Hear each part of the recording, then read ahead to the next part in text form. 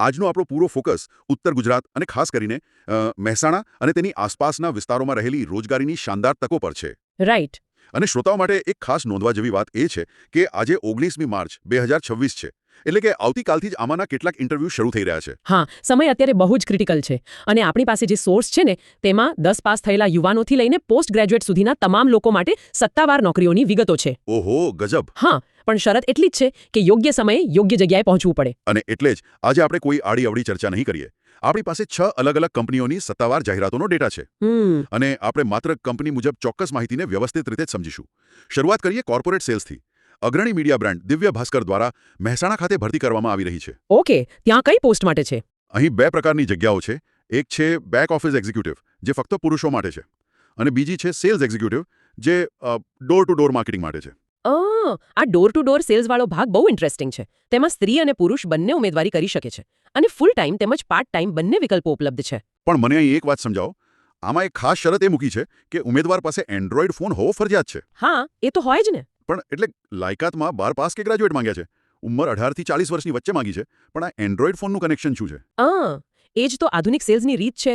પહેલાના જમાનામાં door to door cells એટલે ખભે થેલો ભરાવીને કાગળ અને પેન લઈને ફરવાનું. હા, એવું જ હતું. પણ આજે કોઈ પણ મોટી બ્રાન્ડ કાગળ પર કામ નથી કરતી. આખું sales digital tracking, location mapping અને CRM એપ્લિકેશન પર ચાલે છે. ઓહો, એટલે ડેટા સીધો એપમાં. બિલકુલ. જ્યારે તમે ફિલ્ડમાં હોવ ત્યારે ગ્રાહકનો ડેટા સીધો એપમાં જ ફીડ કરવાનો હોય છે. એટલે એન્ડ્રોઈડ ફોન એ હવે માત્ર વાત કરવાનું સાધન નથી, એ આ નોકરીનું સૌથી મોટું ટૂલ છે.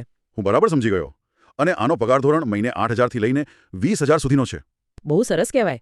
ઇન્ટરવ્યૂ ક્યારે છે? ઇન્ટરવ્યૂ 20 થી 23 માર્ચ 2026 વચ્ચે છે. સવારે 11 થી સાંજે 6 વાગ્યા સુધી મહેસાણાના હાઈવે પર આવેલા સમર્પણ કોમ્પ્લેક્સમાં રાખવામાં આવ્યા છે. ઓકે. અને જો કોઈ યુવાનામાં જોડાવા માંગે છે તો તે ritesh.sathwara@dhrsl.com પર ઈમેલ કરી શકે છે.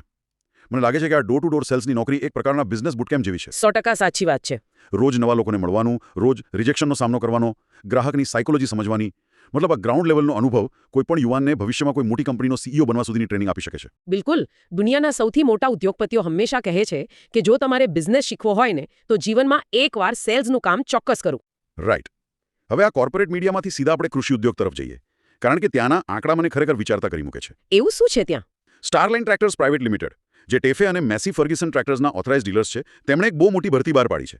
તેમને વિસનગર, વિજાપુર, વડનગર, મહેસાણા અને કડી તાલુકાઓ માટે સ્ટાફ જોઈએ છે. અને સૌથી મોટી વાત એ છે કે તેમને અનુભવી અને બિન અનુભવી બંને પ્રકારના ઉમેદવારો ચાલે તેમ છે. હા, પણ મારી મૂંઝવણ આંકડાઓને લઈને છે. તેઓ માત્ર સેલ્સ એક્ઝિક્યુટિવ માટે સીધી 10 જગ્યાઓ ભરી રહ્યા છે. ઓહો, 10 જગ્યાઓ? હા. આ ઉપરાંત મહેસાણા માટે ટેલિકોલર કમ કમ્પ્યુટર ઓપરેટરની 2 જગ્યા, એકાઉન્ટન્ટની 2 જગ્યા, સર્વિસ એક્ઝિક્યુટિવની 2 જગ્યા અને વિજાપુર માટે મિકેનિકની 2 જગ્યાઓ છે.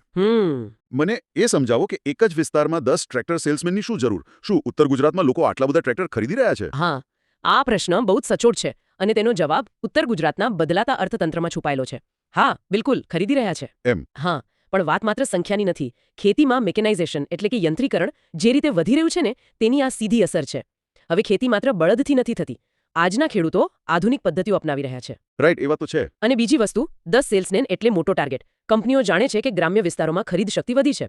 વળી તમે જુઓ કે તેમને સર્વિસ એક્ઝિક્યુટિવ અને મિકેનિક પણ જોઈએ છે. એટલે કે ટ્રેક્ટર વેચીને કામ પૂરું નથી થતું. તેની આફ્ટર સેલ્સ સર્વિસનું આખું એક નેટવર્ક ઊભું થઈ રહ્યું છે. એક્ઝેક્ટલી. ટ્રેક્ટર એક કોમ્પ્લેક્સ મશીન છે. તે બગડે તો ખેડૂતનું કામ અટકી જાય. એટલે જ કંપનીઓને તાત્કાલિક રિપેરિંગ માટે મિકેનિક અને સર્વિસ એક્ઝિક્યુટિવ જોઈએ જ. સમજી ગયો.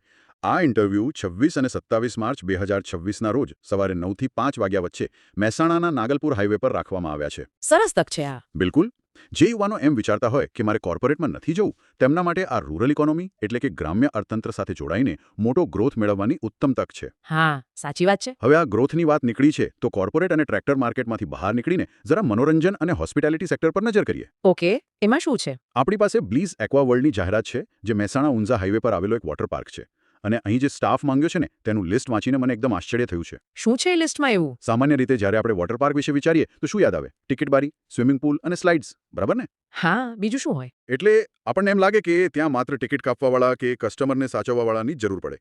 અહીં સ્માર્ટ છોકરા અને છોકરીઓ માંગ્યા છે જે 12 પાસ કે ગ્રેજ્યુએટ હોય. પછી કેશિયર, ટેલિમાર્કેટિંગ અને 10 પાસ લાઇફગાર્ડ પણ માંગ્યા છે. એ બધું તો આપણે સમજ્યા. હા, એ નોર્મલ છે. પણ લિસ્ટ અહીં પૂરું નથી થતું. તેમને water filter technician, electrician, hardware software જાણતા આઈટી પ્રોફેશનલ જોઈએ છે. ઓહો. એટલું જ નહીં, આઈટીઆઈ કરેલા ફિટર અને વેલ્ડર તથા સ્ટોર મેનેજરની પણ જરૂર છે. મતલબ એક વોટર પાર્કમાં આઈટી અને વેલ્ડરનું શું કામ? અરે આ જ તો એ હિડન ઇન્ફ્રાસ્ટ્રક્ચર એટલે કે છુપી વ્યવસ્થા છે જે સામાન્ય માણસને દેખાતી નથી. ઓ એવું છે? હા, જ્યારે તમે કોઈ મોટી સ્લાઇડ પરથી પાણીમાં પડો છો ત્યારે એ પાણી ક્યાંથી આવે છે એને સતત ફિલ્ટર કરવા માટે કરોડો રૂપિયાના ફિલ્ટ્રેશન પ્લાન્ટ્સ રાત દિવસ ચાલતા હોય છે. રાઈટ. એ પ્લાન્ટ્સ મેન્ટેન કરવા ફિલ્ટર ટેકનિશિયન જોઈએ, એ મસમોટી મોટરો અને પંપ ચલાવવા ઇલેક્ટ્રિશિયન જોઈએ. અને પેલું આઈટી વાળું એનું શું કામ?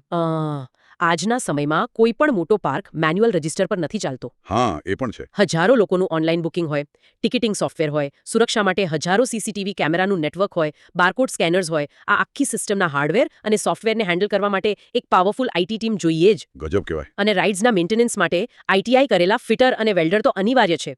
આ બતાવે છે કે મનોરંજન ઉદ્યોગ હવે પ્યોર ટેકનિકલ અને એન્જિનિયરિંગ ઓપરેશન બની ગયો છે. આ બહુ જબરદસ્ત વાત કરી તમે. એટલે જે યુવાનોએ આઈટીઆઈ કર્યું હોય તેમને એમ હોય કે મારે તો માત્ર જીઆઈડીસીમાં જ જવાનું છે, તો એવું જરાય નથી. બિલકુલ નહીં. તેઓ આવા એન્ટરટેનમેન્ટ સેક્ટરમાં પણ પોતાનું કરિયર બનાવી શકે છે. આ માટે ઉમેદવારોએ પોતાના બાયોડેટા સાથે રૂબરૂ વોટરપાર્ક પર જવાનું રહેશે. મોબાઈલ નંબર છે 98 320 53 1000. સરસ. હવે એક અલગ પ્રકારના ઓફિસ એન્વાયરમેન્ટ તરફ વળીએ. ધરતી ઇન્ટરનેશનલ નામની એક કંપની છે જેની ઓફિસ મહેસાણાના જેલ રોડ પર આવેલા ધરતી મનન પ્લાઝામાં છે. ઓકે. આ નોકરીની સૌથી મોટી ખાસિયત એ છે કે એની બંને જગ્યાઓ ફક્ત મહિલાઓ માટે જ રિઝર્વ છે. અરે વાહ, આજના સમયમાં મહિલાઓ માટે ખાસ જગ્યાઓ હોવી એ બહુ આવકારદાયક બાબત છે. કઈ જગ્યાઓ છે? પહેલી જગ્યા છે કાઉન્સિલરની, જેમાં ઉમેદવાર પાસે ટેલિકોલિંગ અને કોમ્પ્યુટર સ્કિલ હોવી જરૂરી છે. અને બીજી જગ્યા છે ઓફિસ પટાવાળા, એટલે કે ઓફિસ પ્યુનની.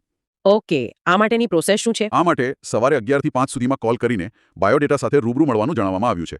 નંબર છે 98 793 80 799.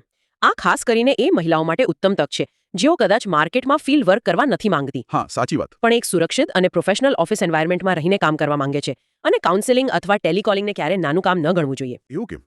ટેલિકોલિંગ તો બહુ રૂટીન કામ નથી લાગતું.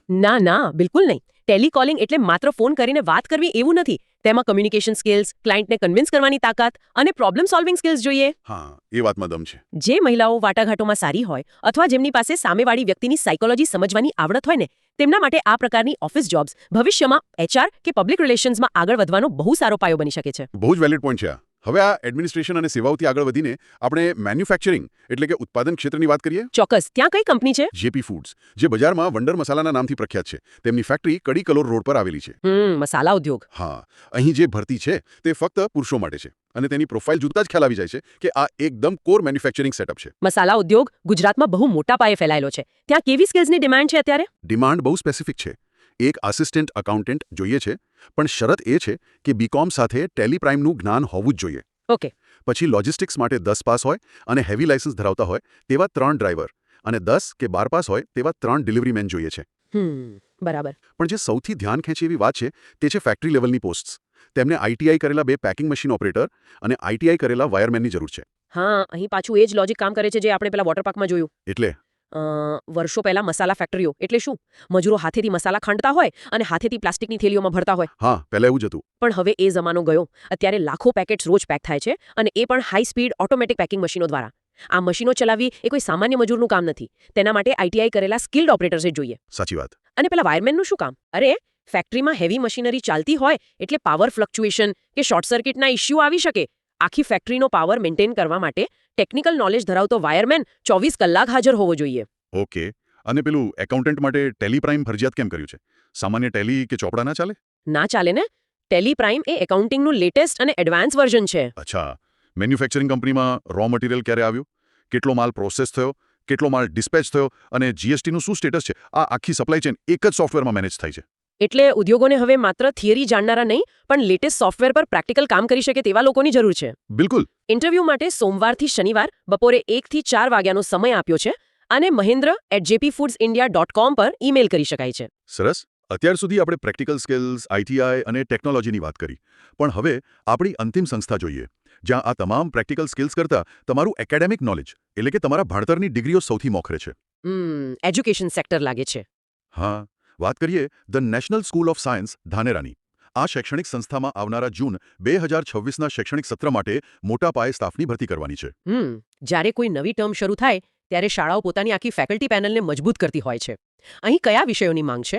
ધોરણ 1 થી 12માં આર્ટ્સ, કોમર્સ અને સાયન્સ મતલબ ત્રણેય પ્રવાહો માટે શિક્ષકો જોઈએ છે. અને લિસ્ટ ખરેખર બહુ લાંબુ અને વજનદાર છે. જી જણાવો.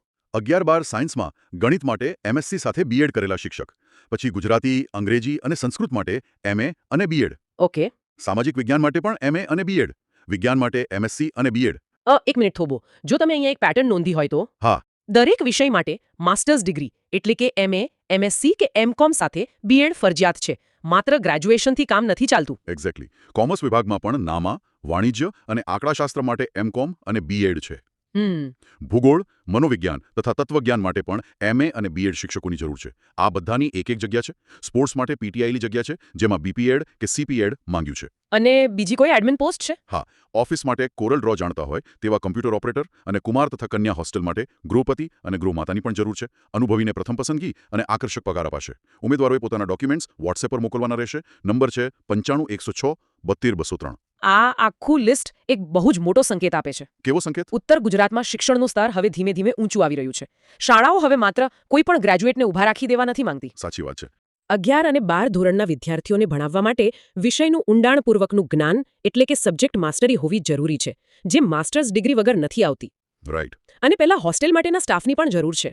હા, હોસ્ટેલ માટે ગૃહપતિ અને ગૃહમાતાની માંગ સ્પષ્ટ કરે છે કે આ એક રેસિડેન્શિયલ સ્કૂલ સેટઅપ છે, જ્યાં વિદ્યાર્થીઓ 24 કલાક રહેતા હોય. ત્યાં માત્ર ભણાવવાનું નથી હોતું, ત્યાં બાળકોના સંપૂર્ણ વ્યક્તિત્વ વિકાસની જવાબદારી સંસ્થા પર હોય છે. એટલે કે જે યુવાનોએ વર્ષો સુધી મહેનત કરીને લાઇબ્રેરીઓમાં બેસીને ડબલ ગ્રેજ્યુએશન કે માસ્ટર્સ ડિગ્રીઓ મેળવી છે, તેમના માટે આ એક અત્યંત સન્માનજનક અને સુરક્ષિત પ્લેટફોર્મ છે. ચોક્કસ. દરેક ઇન્ડસ્ટ્રીની પોતાની એક કરન્સી હોય છે. મેન્યુફેક્ચરિંગમાં તમારી પ્રેક્ટિકલ સ્કિલ એ તમારી કરન્સી છે, પણ શિક્ષણમાં તમારી ડિગ્રી અને વિષય પરની પકડ જ તમારી સૌથી મોટી અને એકમાત્ર કરન્સી છે. તો આજના આ 6 અલગ અલગ ડેટા સોર્સનો પૂરો નિચોડ કાઢીએ તો ચિત્ર એકદમ સ્પષ્ટ છે. જો તમારી પાસે માત્ર 10 પાસનું સર્ટિફિકેટ છે ને, તો પણ ડ્રાઈવર કે લાઇફગાર્ડ તરીકે તકો છે. બિલકુલ છે. જો તમે કોઈ સોફ્ટવેર કે મશીન ચલાવતા શીખી ગયા છો, તો આધુનિક ફેક્ટરીઓ અને વોટર પાર્કમાં તકો છે.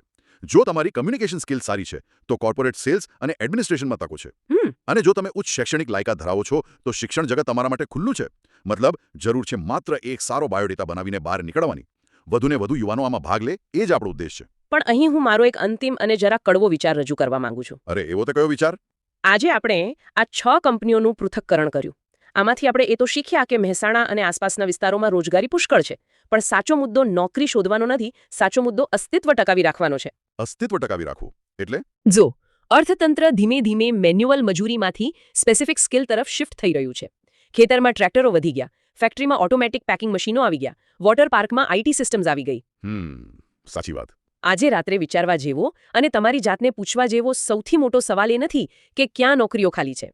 પ્રોવોકેટિવ સવાલ એ છે કે જો કાલે સવારે તમારી ઇન્ડસ્ટ્રી કે તમારો વ્યવસાય નવી ટેકનોલોજી સાથે અપગ્રેડ થઈ જાય, તો શું તમારી પાસે એવા સ્કિલ્સ છે કે તમે આ બદલાવમાં ટકી શકો? બાપરે, બહુ જ ગંભીર અને સાચો સવાલ છે આ.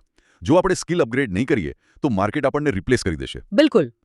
આવા જ બદલાતા માર્કેટની સતત માહિતી મેળવતા રહેવું પણ એક સ્કિલ છે. અને આ માટે શ્રોતાઓ માટે એક ખાસ સૂચના: આવી નોકરી અંગેની રોજિંદી અને લેટેસ્ટ અપડેટ્સ મેળવવા માટે moghreMehona.in વેબસાઇટની રોજ વિઝિટ કરવાનું ચૂકશો નહીં. હા, આ બહુ જ અગત્યનું છે. આ પ્લેટફોર્મ તમને માર્કેટના લેટેસ્ટ ટ્રેન્ડ સાથે જોડી રાખશે.